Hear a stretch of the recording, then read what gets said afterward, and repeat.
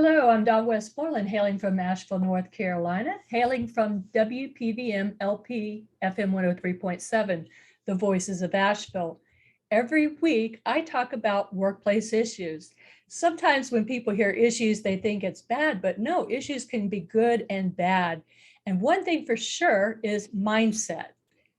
Today, I have Dr. Summer Watson. I've had her on my show before. She's amazing. I'm going to let her tell you a little bit about her background.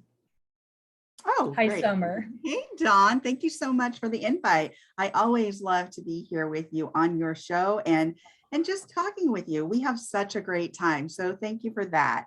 So in relation to my background, I've come up the ranks in mental health and human services. So for years, I've worked in that milieu of working in mental health hospitals, working in social services, working in both nonprofit and for-profit, assessing people who, had a range of mental health issues that were where they were impacted by those issues. So from assessing and addressing people who were confronting depression, schizophrenia, just sadness, anxiety, you name it, to suicidality, homicidality, grave disability, all of that. So. Right. Yes. And I know you are one of the most nurturing people, always checking on people. You didn't see me on LinkedIn for a while, and you're the first one that reaches out. I had some things going on. So I'm so glad to be talking. Why is surviving so important? Because we go through different issues in our life. Yeah. Oh, that's such a good question. So let me turn this around a little bit, because I want to say that there's two different aspects to this. So are we surviving all the time, or are we thriving? And there's the difference, right? And so let me just basically tell you a little bit about survival. And survival means to do what you can to live, to exist, to overcome the struggle, right? And it's that fight or flight. And a lot of times we don't realize that we're functioning in that mode of, oh my gosh, there's something that's really scary, something that's really frightening, something that's really, that's really pressing on me, and I need to survive this. So it's a struggle, right? It's a hardship. It's something we have to do to make it in the world. And that's not the mindset that we want to be in, that survival mode, because that can keep us functioning at this level of high intensity, of high angst, of high concern of sorts. Does that make sense? Totally, because I know I've been there myself, where you just feel hyper vigilant, and boy, does it take a toll on your body, your brain. I mean, and then you can start having health issues because it's going on so long. Exactly. And thank you for bringing that up, because you are functioning at that such a high level of angst and survival. Sometimes we even forget we're in that mode. Mm-hmm. And the body will eventually say, enough. I've had enough. It's like putting that car in overdrive and you're going up that hill, and it's just like in that, I don't know, second gear forever. It's going to start overheating, right? It's going to break down. It's going to say, enough. Well, guess what happens with the brain and the body? Same thing. Same thing. So let me ask you a question, Dawn. You said you've been there before. Tell us a little bit about that for you. When was that? How did that feel for you? What did your body do, and what did your brain do? When I was stressed out and trying to survive. Oh my goodness. It went on a long, long time, and I went through extreme anxiety. Of course, it was a very bad situation. I went through depression. I went, sleeping on and on and on, because my body was physically exhausted. And once the ordeal was over with, I was able to get more grounded, and it took a while. It didn't happen overnight. Just because a problem gets fixed, it does not mean that you just snap out of it. It took some time. It took some healing. It took some time to work on myself, my personal development. And I didn't want to just be a survivor. I wanted to thrive. And I eventually got to thriving. And that's really important. Yeah, absolutely. So thank you for explaining that, because if you look back in that time when you were feeling that way, that would have impacted, I would imagine, your daily life, your work life, every aspect of your life. Is that correct? Yeah, I know at times, Summer, that I just felt paralyzed. I mean, I could hardly do one thing at a time. And it just, my memory went because I'd get so stressed out that I just couldn't function normally. And it Yeah, was not fun. exactly. And I think to a certain degree, we've all been there. And sometimes we forget what that feels like, or we forget that because we've been in it so long, that we're in this level of survival, this functioning, this level of fight or flight, right? And so what we want to think about today is how do we reframe that, and how do we turn that around into not just survival, but thriving in your everyday life as well as in the workplace. And what does that look like? So here's the difference between surviving. So surviving is just making it. It's surviving. It's really going through these different things and just making it in the world because you have to, not because you want to. It's existing, right? So thriving means to grow, to flourish, to be intentional about your path, about your journey, the journey that you want to curate with purpose. So that feels different. So in that state where it's going beyond survival, it's thriving, it's feeling good. And when we say those kinds of things, even those words, doesn't that feel different? Yeah, It just, yeah. it feels It's so different. empowering to be thriving. I mean, surviving is important too, because Yes. I think that's the first step after you've gone through something that majorly affects you. Yeah, absolutely. And I'm so glad you brought up that point, Dawn, because that was going to be my next point. I don't want to discount survival, because Right. as humans, we became pack people, pack animals of sorts, because we had to group together to survive, to get our food, to get, to live, to survive on the earth.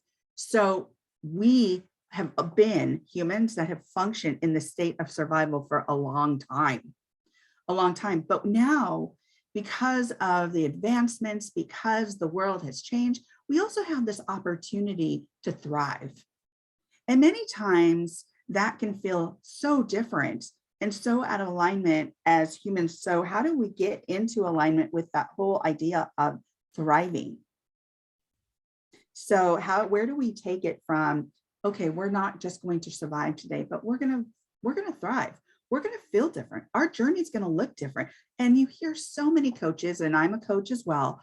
You hear so many coaches say, let's change our mindset, let's change our habits, let's do all these things so we can change our path and curate a path and a journey that feels different, that looks different, that we want, that really is something that we want to embody. So, and there are, let me put it this way, there are extreme circumstances that move you into that space of survival.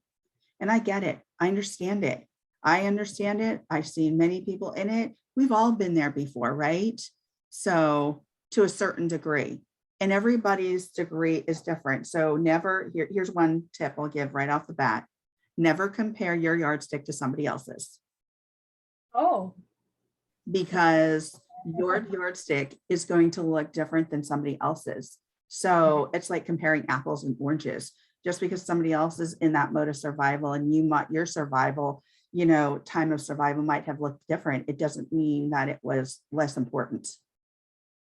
So, yeah. and I think that's really important too. That's the first tip, is really important to understand your situation, your circumstances, and how you can change those circumstances.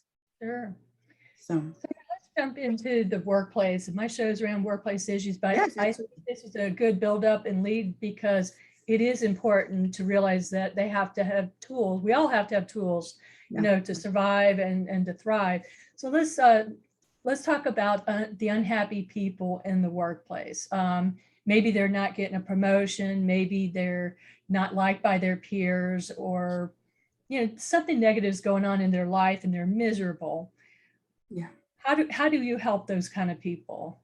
Well, and that's a good question too, because I first wanted to go over the foundational aspects of what survival and thriving means, but let's get into some of these workplace issues. So even, and you're going to hear some of these terms that relate to every day as well as your workplace. So that means in the workplace, you might have this idea or ideology of, okay, I'm in this survival mode, the scarcity mindset, or feeling caught in a circumstance, or feeling overwhelmed and you have to do this, you have to be there. It's not, it doesn't have to be that way. So there's a few things that we can talk about today in relation to mindset, attitude held by somebody, how you can change and reframe that mindset in the workplace. What does that look like? How to pursue opportunities in your job, how to pursue personal development opportunities, and how to also be in alignment with the core values and beliefs that you hold, as well as maybe that company or that organization holds. And what does that look like for you?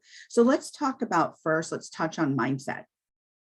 Okay. Because I think that's really important. So that's basically established attitudes held by somebody else or held by yourself, right? So what does that look like for you? What is your attitude? How does that reflect what you do in the world? How does that reflect how you do your job?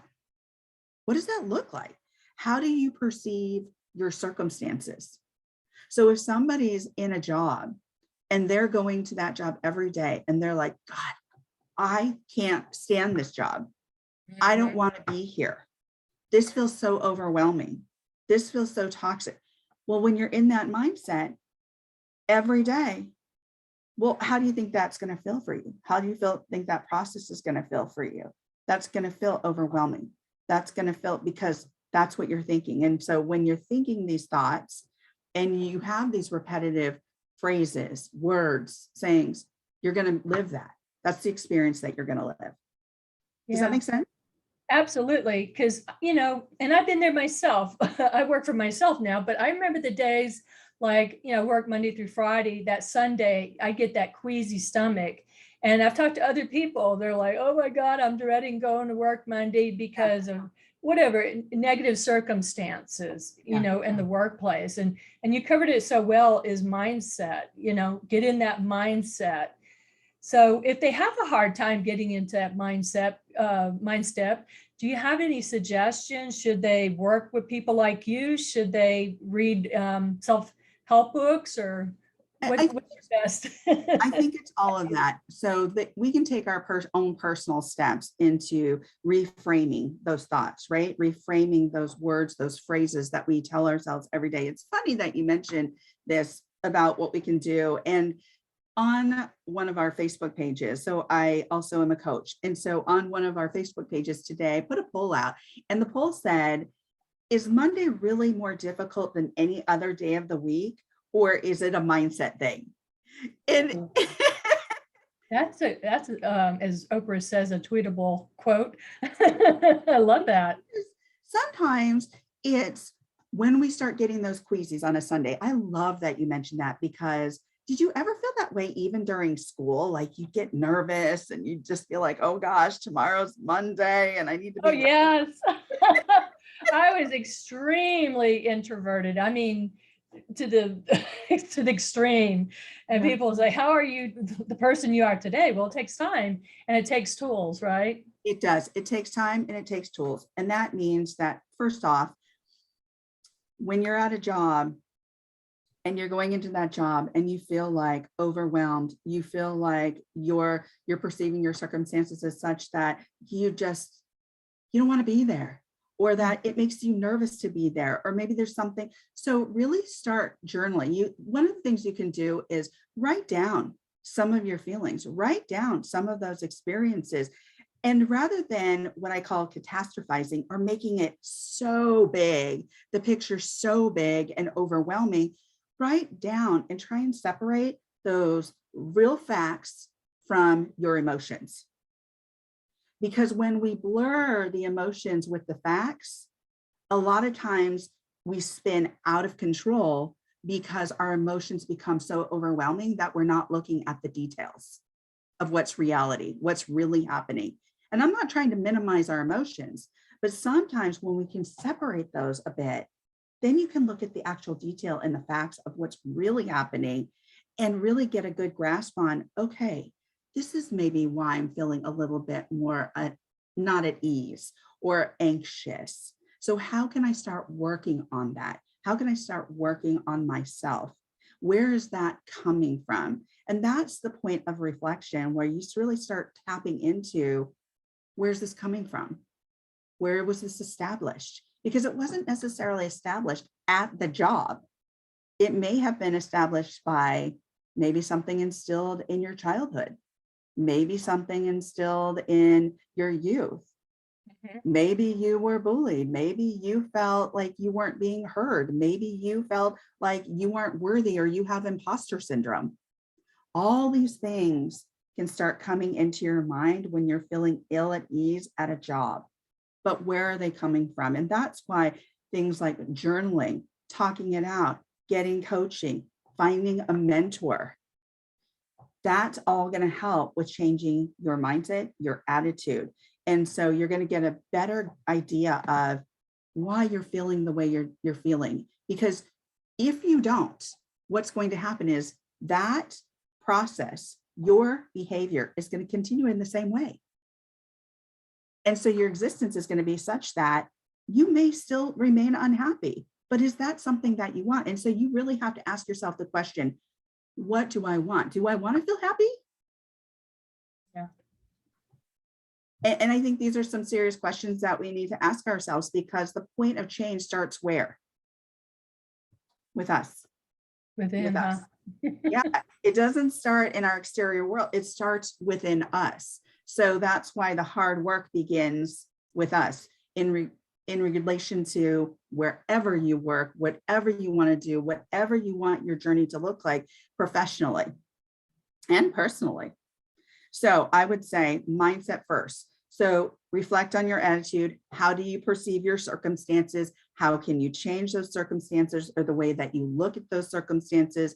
And how are you aligning with that job? So when you went into that job, and this is a big tip, when you're looking for a job, let's start when you're looking for a job. When you're looking for a job, do you do your research? Do you find out what their core values are, what their mission statement is? And then when you go into that interview, do you ask those questions about how do you actually live these core values? How are these your foundation? How do you function from this core value set? And these are some really great questions. And I'll tell you why. Because you need to know if they're in alignment with your own core values. If they're not in alignment and you're jumping into that job, it's going to be like out of alignment. So if you're out of alignment from the very beginning and you knew that your core values didn't align with that company's core values, how do you think you're going to feel working there? That makes good sense. Yes. I want to step back just a little bit because, I'm also a life coach myself, but for the listeners, there's people out there all the time that want to find a coach. And I want your thoughts on finding the right coach for each person. And that is such a great question, because many times people would come to me even regarding therapists, like, how do I find the right therapist, Summer? What questions do I ask? First of all, you're going to go in and there's a lot of coaches out there. So you're going to have to really get clear about what kind of coach do you want. Do you want a mindset coach?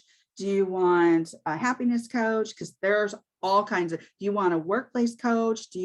What type of coach are you looking for? And then what kind of skills are you expecting of this coach?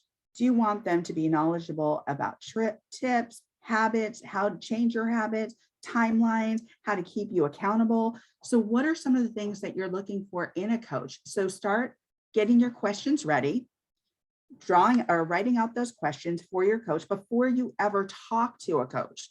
Do your research about the different types of coaches that are out there, because there's money coaches, there's mindset. Like I said, there's all kinds of coaches. And let me explain this to you as well. So there are a lot of certified coaches. There are a lot of coaches that aren't certified. And it doesn't matter as long as they're a quality coach. Look at the testimonials as well. Maybe talk to some of the people that they've worked with. or look at some of the folks that they worked with and research their background. You can go on LinkedIn today and you can find a ton of coaches and you can look at their testimonials, and the people that write those testimonials are right on there. And you can even contact them and say, hey, how did this coach work out for you? You know, in what ways did you find that they best worked for you or worked with you? So there's a lot of things that you can do to really understand what type of coach you're looking for and how to pursue maybe a coach that might look like they align with you in relation to how they might help you or how they might help you achieve a goal. So it's not just about goals and vision and mission. It's also going to be the coach that's going to help you, you know, define maybe your own personal core value set. And I think for me, I'll tell you this, as a coach, that's where I begin with people is, what is your foundation that you launch from?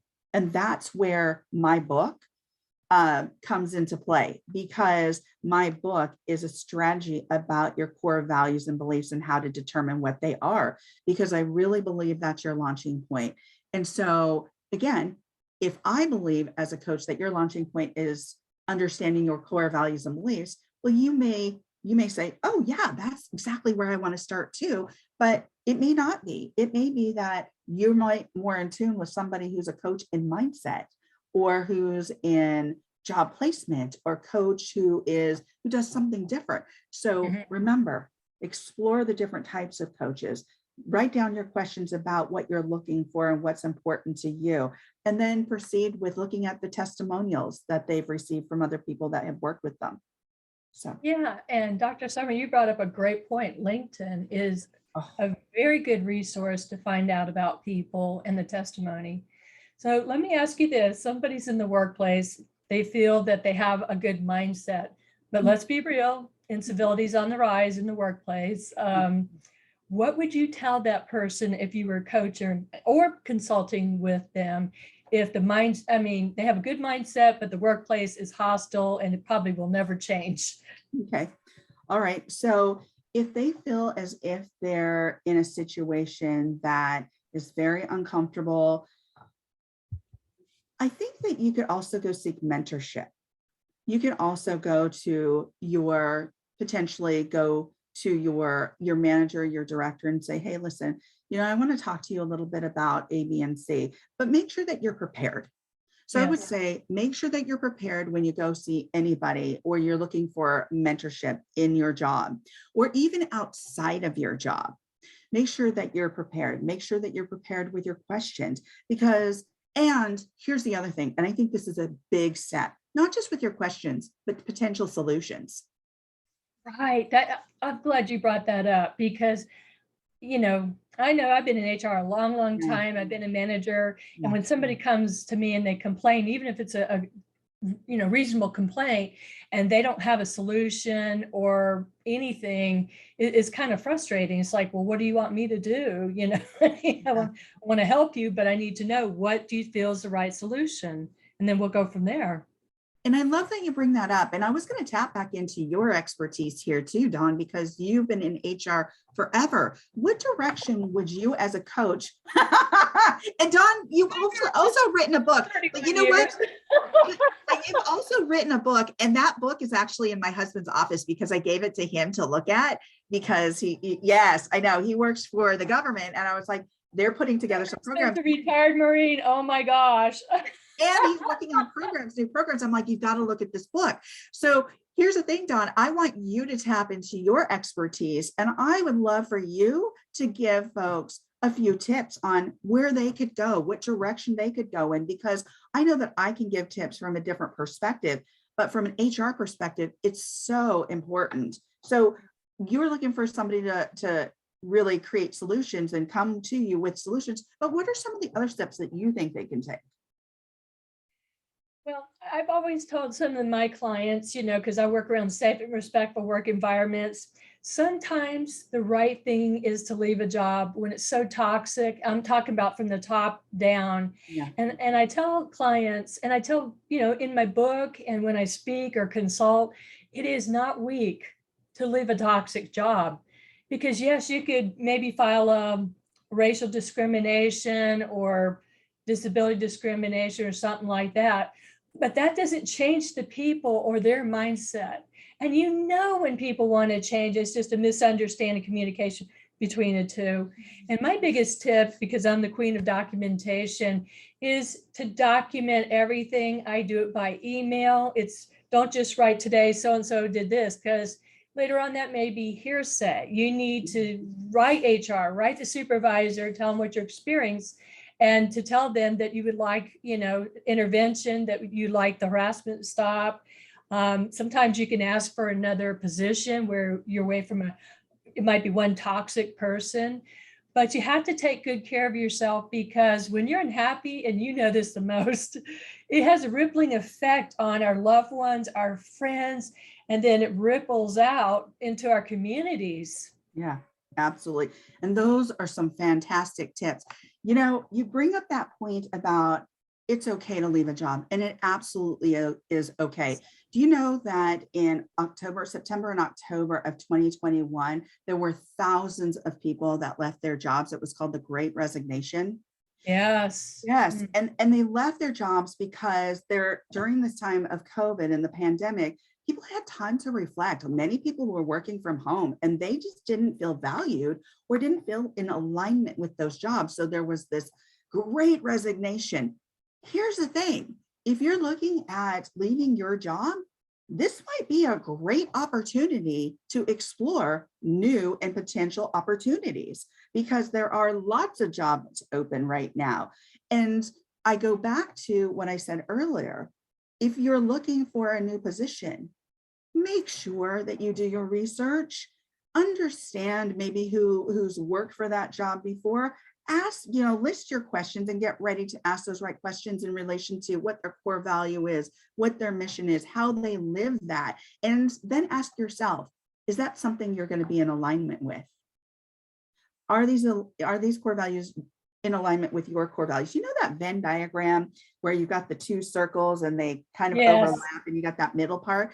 Well, of course, we're going to have outliners in regards to our core values and beliefs, right? Because our core values were established by how we were raised, what our parents told us, what our clergy told us, what we learned from our educators. Right.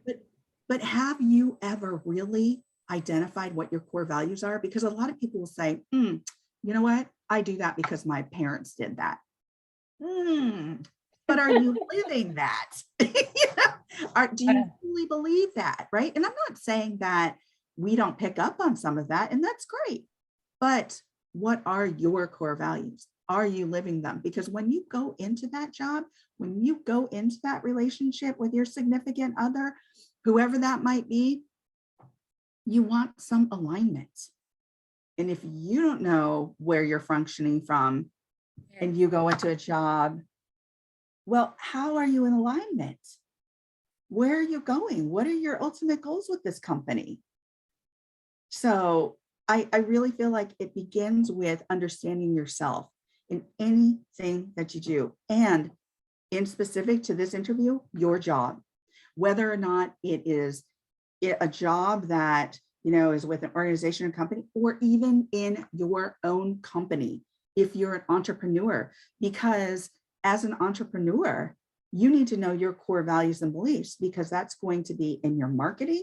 That's going to be how you talk to people. That's going to be your consumer base. That's going to be. So what I'm saying here is the foundational aspects of understanding where you're at and how you're functioning will really help support the job that you're in. So we're down to our last minute. Oh, I know you have a wonderful podcast I love listening to. You just interviewed a friend of mine.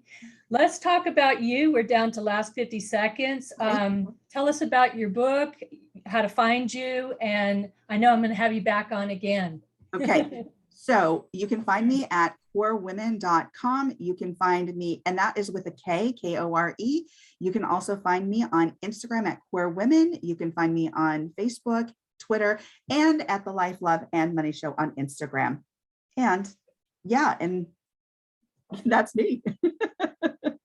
Yes, and you're an author too. I am an author. So I do have a book. It's called FEI Get Real with Strong Language. So it's, it's out there for you. You can find it on Amazon. And again, it's a strategy that'll help you identify your core beliefs and values.